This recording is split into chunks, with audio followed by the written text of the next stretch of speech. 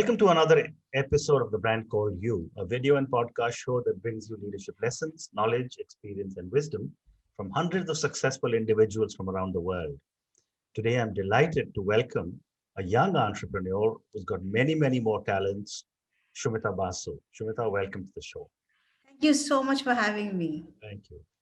Soumita is the founder and CEO of Zyenika, with a background in social development. She's a development practitioner, writer, and copy editor. She's a journalist specializing in public policy, action research, program evaluations, and development communications. So, Soumita, tell me, what would you say are three key milestones in your career or your life? I think, when we talk about milestones, we really say turning points. Uh, or people look at progresses, but I would probably say, things that made me sit up and think a little bit. Okay. So one is a very personal one because you also said life. I'm taking that route. Yeah. Is when my sister was born, and she was born when I was quite young. I was 4.5, but I still remember that so vividly after all these decades. And I think having her in my life really changed a lot of things. The way I interact with people, the way I think of sharing things. So I think sharing comes more easily for me because she's around. Wonderful. Another thing for sure is when so it's not a one moment, but when I have been working with the villages in India, and it gave me a very stark reality check of how I have been living and how privileged that life is. But one thing particularly, there was this one moment where I was just traveling in a bus. It was not a work thing. It was, I just wanted to check out the place around. And I had gone very close to the Bangladesh border. And there was this lady on the bus. She was very worried about me. I mean, I was very visibly not local.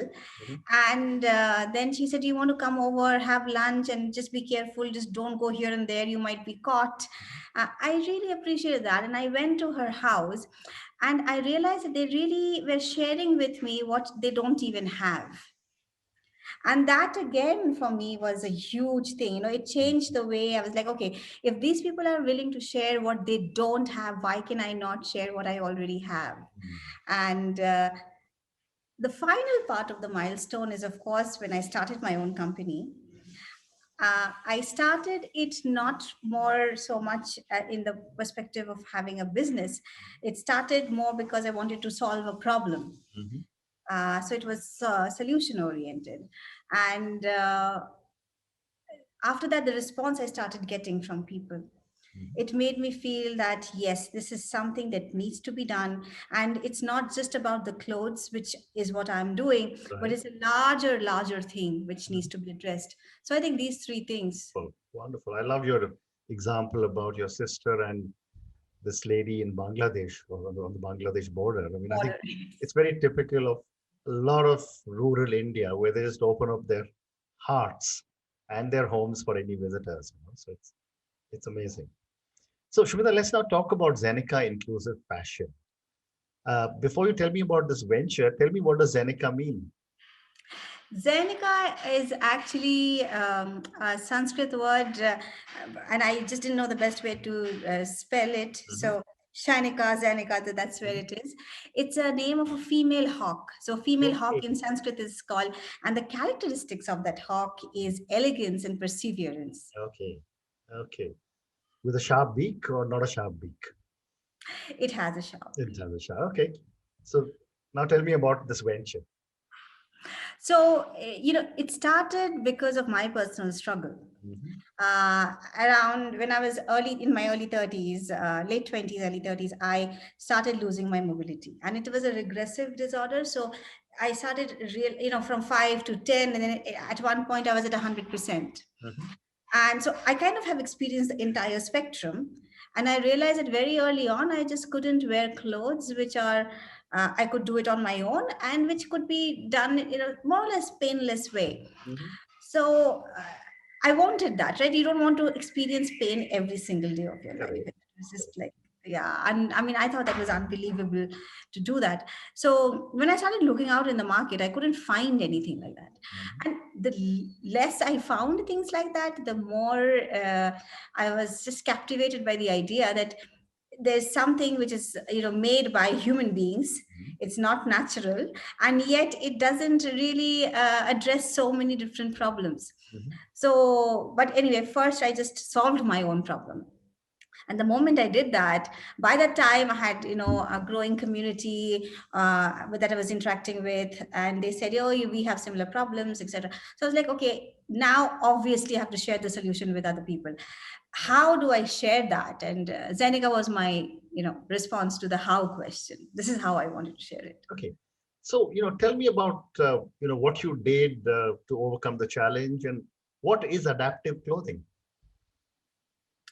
So, adaptive clothing is designed in a way which takes care of all kinds of body types, all kinds of physical challenges to ensure that you're comfortable, Mhm. it's easy to wear, it's good to look at. So it's not like you are just how do I say this? I don't want to use the word, but I will. It's like you're not in hospital clothes. Okay. You're not looking sick all the time. You're not Okay. feeling that. Yeah, you feel like yourself. Right.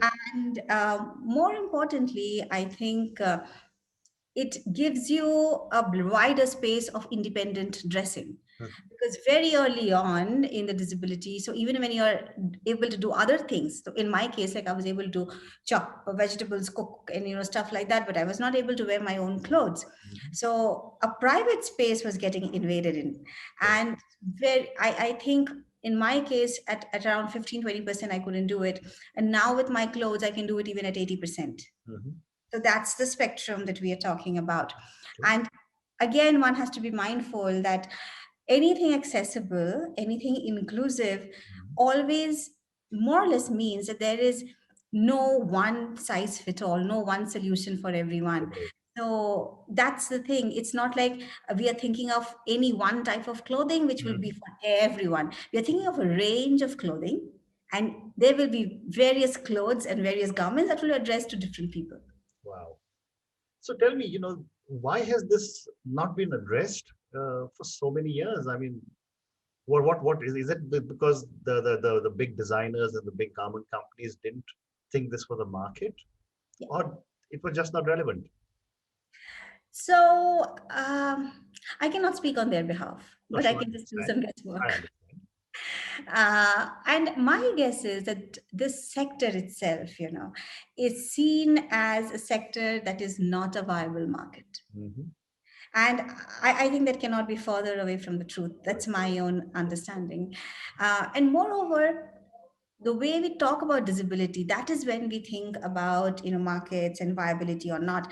But I'm saying, why just talk disability? Everybody needs inclusive fashion. Hmm. So when I did not have any disability, Hmm. I was always worried about, am I going to wear this? Am I looking too fat? Is it okay? Because most of our clothes are really built in this, for somebody in the hourglass shape, Right. right? Right. And most of the women are, I guess, men too, but I really know more about women who are constantly struggling with that. Mhm. So it has taken, I mean, Ashutosh, when you're talking about why it's taken so long for people to think about disability or, adaptive clothes, I would say it has taken decades for them to even talk about plus size clothing. And if that has taken that long, I mean, it's so visible and so obvious. So I think the answer lies there. Understand. I understand. So tell me then, for people who got their own challenges or differently abled, uh, what are some of the challenges that we need to address as a society to be able to support? I mean, after all, we are all the similar human beings and as citizens of this country. Yes. Uh, so as I always say, we talk about integration and inclusion. So inclusion is one thing, integration is even more important. But whenever we talk about it, we always say that, we are trying to do this to empower a group of people, Hmm. which is great, and I agree with it. Hmm. But I also feel that we stop there when the fact is that this group of people has a lot of talent, Correct. And when you integrate, you being the larger society will also really benefit from it, and we tend to forget that. Hmm. And the moment we forget that, we tend to become a little patronizing. We are doing something for someone else. That comes in. But I think we need to break that. We need to break that and say, hey, we want to become a better society. It's not about empowering someone else. It's about empowering us as a society. And how do we do that? Okay, we need to do A, B, C, D things. I think that mindset, Ashutosh, if that changes, we will go a long way. And one of the best ways to do it is to just stop and say, okay, I'm going to do this. Am I thinking of everybody? And then think, okay, what is my definition of this everybody? Yeah. Because we need to do that. We have not been schooled in a way where we are being taught about everybody. Very well said. So, I've spoken to many, many people on my show who had their own set of challenges. And I've often asked them that, there are two sets of people who have to play a role. One is the government, who has to legislate and Yes. who has to provide infrastructure. Yes. And the other one is the community that we live in, because that inclusion, I think, is far more important than just an infrastructure that the government needs to provide. What are your thoughts? Absolutely. I mean, I totally agree with you. I think there are lots and lots of things that the community can do without the government, coming in, and that is true. That is where it actually, falls in place. Right now, for example, there is the RPWD Act, which is basically the Persons with Disabilities Act of 2016. Further, in 2017, it was upgraded. We are part of the UN Convention. India is a signatory. So all the policies are in place, Hmm. so nobody's, I mean, first and foremost, if you do something right, the government is not going to put you in jail, Hmm. hopefully. And second of all, even when they have the policies in place, even when they not only have the policies, but how to go about it, like the step-by-step orders, it's not getting done. So I think the government is probably the tiniest part of it. And Correct. of course, but still very powerful, Mhm. because yes, you have the policy, but can you push forward for the implementation? We are already in India, that has been one of the biggest challenges between having a policy and implementing it. So if they push forward for the implementation, but there's no way of implementing mindsets, so people doing it grudgingly wouldn't help. But if you do it grudgingly for 2 generations, it becomes a part of your being. Absolutely. So it's both ways. Hmm. And what about inclusion at the workplace? I mean, you're an entrepreneur, so you're creating your own Yeah. rules in your company. But I also know that there are a lot of challenges in the workplace where people seek employment. What is So your experience? not too long back, I have been one of those who have been Okay. seeking employment. Okay. So I do know the challenges. And see, what happens is, we just last week I had written a blog on FemLabs. Mhm. They talk about feminist labor, and I said, this is what we need to talk about, feminist labor. So we always think about productivity in this, 1 hour, how much are you coming up with? Or Mhm. in 5 days, what are you doing? And anyway, the moment you do a little different, like if you're a design thinker, you cannot think of, I have thought about 5 designs in 2 hours. It doesn't work like that. But it is also similar for inclusive workspaces. First and foremost, you have to understand that you are not just looking at a person's talent, but also particular skills. Mhm. So, for example, in my case, I have a lot of people with autism, and I'm constantly seeking out for them. Like, if you are interested in painting, and if you have autism, I would like you to do some stuff for my clothing, because it's even better than printing, because they're so precise at their work. So focusing, I mean, every disability gives you some kind of, an extra edge to probably do something. I'm not trying to romanticize disability at all. And at the same time, I always tell my colleagues, even though those where I had, previously seeked employment, please don't call me differently abled, and please don't call me specially abled, because the moment you start using the word disability, you are almost forced to, face that, okay, Yes. there's something that's not there. Mhm. And then what do we do? When you say differently abled, when you say specially abled, the onus is on me to somehow find a way out. When we say disability, the onus is on everybody together to find, the space where you have me around. Oh, well said. Very nice. I'm going to remember that, and I'm not going to use this at all in future. Thank you. That's an amazing learning for me today. So, Soumita, let's talk for a few minutes on your other passions, which are, writing, copy editor, development practitioner. Tell me about the work you're doing in this area.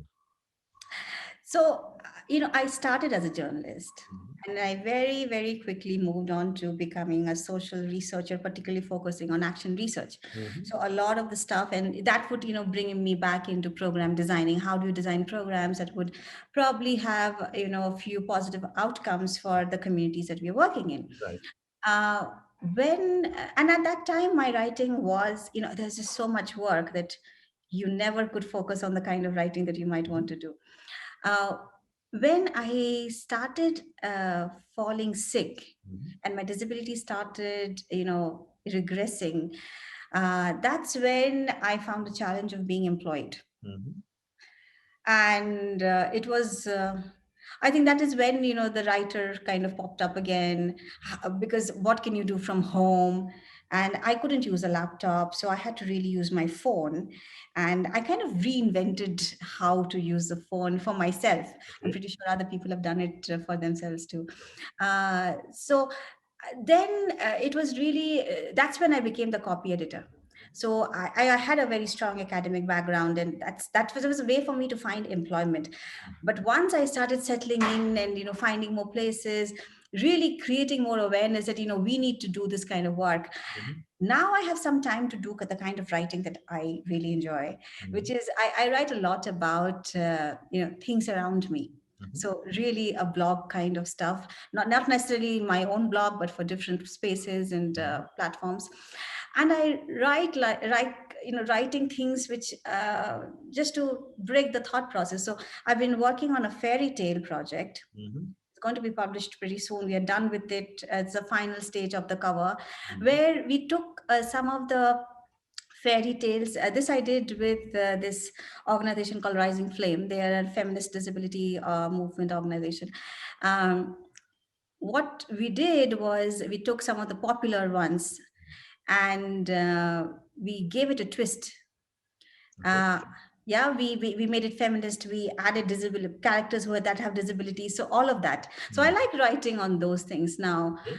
just to introduce our kids to something different. I agree. And the kids market is very, very large. I mean, the kids want Indian content. When I was growing up, all that we had was Enid Blyton and all the Disney cartoons. Yes. But now I see so much more, and what you're doing is fantastic. Thank So you. one other thing that I was reading, that you also develop communication strategies for organizations. So tell me, what goes into developing an effective strategy? uh, honestly, the thumb rule is honesty. Mhm. You have to be sure that you want to be honest with the people that you're communicating with. So to do that, you effectively also need to know who your people are, Mhm. and what is it that you want to communicate. What is it that, who are you? So there's a lot of self reflection that goes on. So Right. every time we do a communication strategy, usually the entire organization sometimes is sitting for hours and trying to figure out who are we, what do we do, and then the next question is what do we really do, so when we do that, that comes in, and then of course, given the people that you're reaching out to, that dictates what kind of medium that you're choosing to communicate to them with. Okay. So there's lots of stuff. Sometimes there's no words at all, it's just a Mhm. lot of visuals, Mhm. sometimes only audio. And nowadays, honestly speaking, Ashutosh, I myself have become far more sensitive and aware of accessibility needs. So earlier, before my own disability, when I had design communications, I don't think I was aware of that, and I don't think I had put that thought into my paper so much. But nowadays, it's like, okay, if you're thinking of, let's say, audio visual, does a person who is deaf, and then how does a person who is blind, how the both can also, be communicated with on the same way? If not the same way, then can we have a separate strategy for them and integrate that? So all these thoughts really come in together. Very fascinating. So now I'm going to move to the last segment of our conversation, which are some questions for you personally. Okay. My first question is that, you've been a journalist, you've got your own organization, Zyenika, Inclusive Fashion. What are some of the core values you believe in? Um, I believe in sincerity. Mhm. And I think that is very often missing in a lot of things. We can be passionate, and passion does take us places, but passion is doesn't keep us stable. It's the sincerity that keeps us there, keeps us moving, keeps us being perseverant. And without perseverance, there's nothing that really can be. Mhm. So a lot of people talk about impact, and as a startup, I get to hear that often. That what's your impact? I said, I'm just starting. Like, can we hold on to see the impact? And but I think the biggest impact at any point is the fact that no matter what the numbers are, no matter what it is, continuously being there and doing what you're believing in, and doing it at this with the same level or maybe even higher level and increasing level of sincerity every day. I think that's the core most important thing. And if one day, so again, the next thing is honesty, because if one day you think this is not what I want to do, have the honesty to step back and do something else, or at least step back from that. Interesting. And tell me who or what inspires you? Right now, just a few days, probably 2 weeks back, I had somebody who there was an article on me, and she read my name, then she found me up on LinkedIn, and then she connected, and then she found my number and she called me, and the first thing she said was, I was looking for you for 20 years. Wow. And I was like, okay. I mean, I was like, I was too surprised to know how to react to this. And then she said, my daughter has, I forgot, I don't know what the type of disability is, but it's a locomotor problem. And we need the kind of work that you're doing. And for 20 years, I was hoping somebody would be doing this. Now that I found you, and then she said, let's do it together. I'm with you. And there have been other people who have said the same thing. There's a client who the other day just sent me a gift of, a light, like a light frame. And he said, I know you are currently really small and you're doing it all yourself. I want to be a part of it. And this is, just for you to take better pictures of your clothes. Mhm. This where people are feeling involved. I don't think, I mean, there are days, Ashutosh, I think if since you've been interviewing and talking to entrepreneurs, you would know they feel like, oh my god, am I even doing Absolutely. this thing, and I want to just give up. And I have those days too. And when this happens, I'm like, okay, it's worth every bit of the pain that I take. And generally for social enterprise, it's something that you say, oh, you're doing something for the society, and I hope I'm doing that. But I think in my case, it's also the other way around. It's the society that's building my enterprise. And I don't think there can be anything more Wonderful. motivating. Wonderful. So my next question to you is that, you know, you're still very young and you've got so much to look forward to. But from where you are today, what does success mean to you? If I go to sleep at the end of the night and I'm happy, that's what it is. Wonderful. Wonderful. So time for two more questions for you. My next question is that if you, Shobita, were a role model to millions of children who closely followed you and your life choices, Oops. what is the one thing you would change in yourself? Okay, so there are times when I did not have a very balanced life, Mhm, and I still struggle with that. mhm, I think that's the one thing I would definitely change if at least kids are watching me. Yes, mhm. you know, eat on time, sleep on time, please. Okay. Okay, I can see this is coming from, all the work that you're doing on your new characters in your blogs and your stories. Wonderful. Yes, yes, yes. And also one, I mean, probably it's an extension of the balance. It's work is great, and we should find ourselves there, but that's not the only place. So don't make work worship. Work is important, but it's a part of life. People are as important. Have some time for your family, have some time for your friends, and have some time for yourself. There's nothing more important than that. Fantastic. And my last question to you, and this is on a question on failure. Okay. Um, I've often said this for many years that parents in India don't teach children it's okay to fail. Yes. You're always told first in class, head of the line, etc., etc. And that manifests itself in our behavior patterns. So, tell me, what has been some of your learnings from some of your mistakes? So I have been very lucky because my father is actually the other way around. He said, great if you're first or not, but the fact is, see if you have learned anything in the process.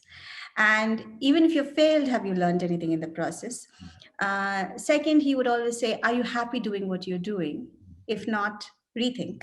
Correct. And some of my biggest failures, lessons from my failures have been that you can't change everything. And it's okay to have an ambition, but it's not okay to, be too hard on yourself.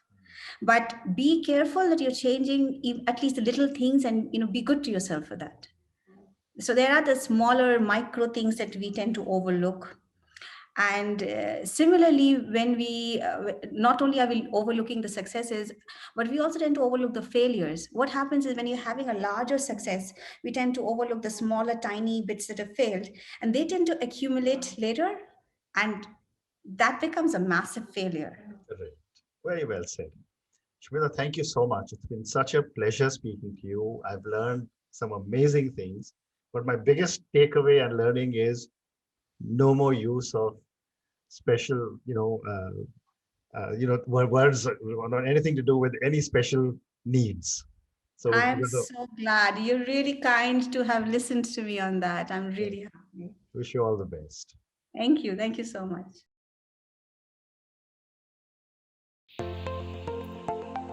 Thank you for listening to the Brand Called You videocast and podcast, a platform that brings you knowledge, experience, and wisdom of hundreds of successful individuals from around the world.